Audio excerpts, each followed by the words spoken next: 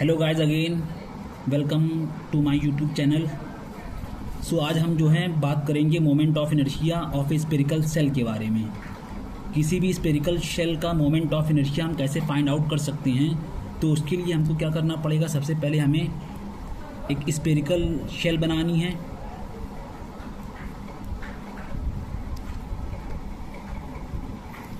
ठीक है, ये क्या है, स्पेरिकल शेल है। अब इसमें क्या होगा कि हमको जो है एक स्ट्रिप देखनी होगी। यहाँ पर एक स्ट्रिप बनी है। अब ये जो स्पेरिकल शेल है वो बहुत सारी अलग अलग रिंग से मिलकर के बनी है। तो यहाँ पे क्या हो जाएगा, यहाँ पर हो जाएगा, अगर हम ये मान लें कि इस स्ट्रिप की थिकनेस कितनी है, इस स्ट्रिप की थिकनेस है dr। यहाँ मान लिया, यहाँ पर क्या हो जाएगा, ये जो है इसकी रेडियस r है, तो इसकी सरकमफ्रेंस, इस स्ट्रिप की सरकमफ्रेंस क्या होगी, सरकमफ्रेंस हो जाएगी इसकी, सरकमफ्रेंस हो जाएगी 2 पाई r। और यहाँ पर क्या है, स्पेरिकल शेल का सेंटर है। तो यहाँ से हमने जो है ये इसकी जो एंगुलर विड्थ है वो है डी थीटा। इसकी एंगुलर विड्थ कितनी है, डी थीटा है। तो यहाँ से हम मान सकते हैं ये जो रेडियस इसकी होगी, इसकी जो रेडियस होगी, इसकी रेडियस कितनी होगी, ये होगी आर डी थीटा, यानी कि जो इसकी थिकनेस हो जाएगी वो हो जाएगी आर डी थीटा। अब यहाँ पे क्या निकालना है हमको, यहाँ पर हमको निकालना है एरिया ऑफ द स्ट्रिप। क्या निकालना है, एरिया ऑफ द स्ट्रिप।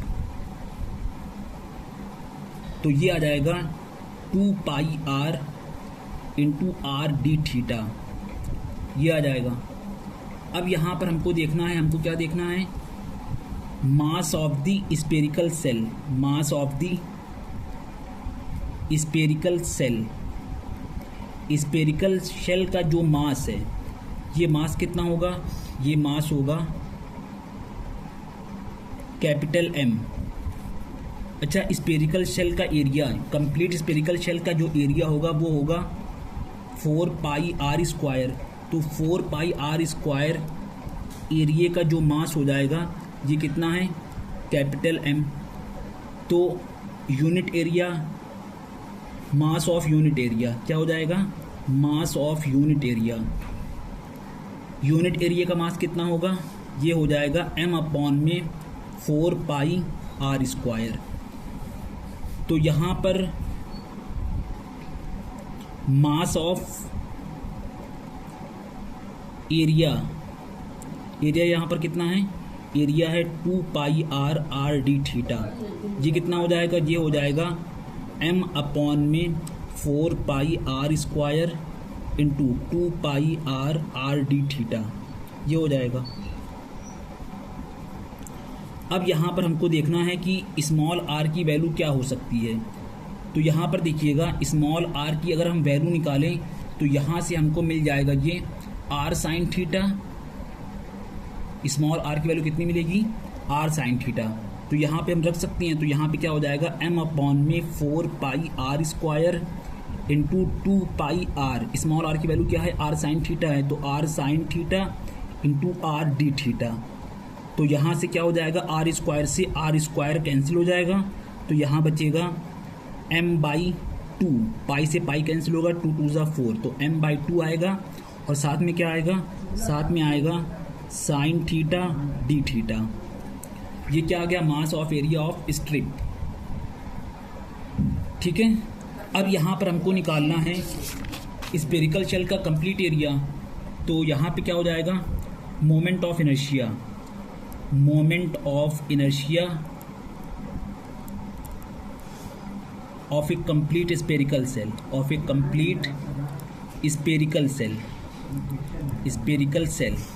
इसको हम कैसे फाइंड करेंगे, ये हो जाएगा डी आई बराबर integration of D M are square. अब जो डी एम की वैल्यू आई है वो कितनी है, वो है m/2 sine theta D theta. क्या है, m/2 sine theta D theta. और आर स्क्वायर कितना है, ये है आर साइन थीटा। तो यहाँ पे हो जाएगा are square sine square theta. तो यहाँ से क्या हो जाएगा एम आर स्क्वायर अपॉन 2, ये कांस्टेंट है बाहर आ जाएगा। इंटीग्रेशन साइन के अंदर बचेगा sign theta into sine square theta D theta, तो ये हो जाएगा एम आर स्क्वायर बाई 2 और ये हो जाएगा 1 minus cos square theta into sine theta into D theta. अच्छा, इसको इंटीग्रेट कहाँ से कहाँ तक करेंगे? स्पेरिकल शेल के लिए थीटा की वैल्यू 0 से पाई तक, तो इसमें जो है कंप्लीट स्पेरिकल शेल आ जाएगी। तो यहाँ पे हो जाएगा एम आर स्क्वायर बाई 2। अब यहाँ पर हम क्या करेंगे, कॉस थीटा को टी मान लेंगे, तो कॉस थीटा बराबर मान लेंगे जब टी, तो ये हो जाएगा minus sine theta D theta बराबर ये हो जाएगा डी टी। तो यहाँ पे रखेंगे। अब यहाँ पर लिमिट चेंज होगी, जब थीटा की वैल्यू 0 है तो t बराबर 1 हो जाएगा, और जब थीटा की वैल्यू पाई है तो t बराबर -1 हो जाएगा, और ये हो जाएगा 1 माइनस टी स्क्वायर और साइन थीटा डी थीटा, ये हो जाएगा माइनस डी टी। अब यहाँ पर हो जाएगा एम आर स्क्वायर बाई 2 और ये हो जाएगा 1 से -1 और ये हो जाएगा टी स्क्वायर -1 डी टी।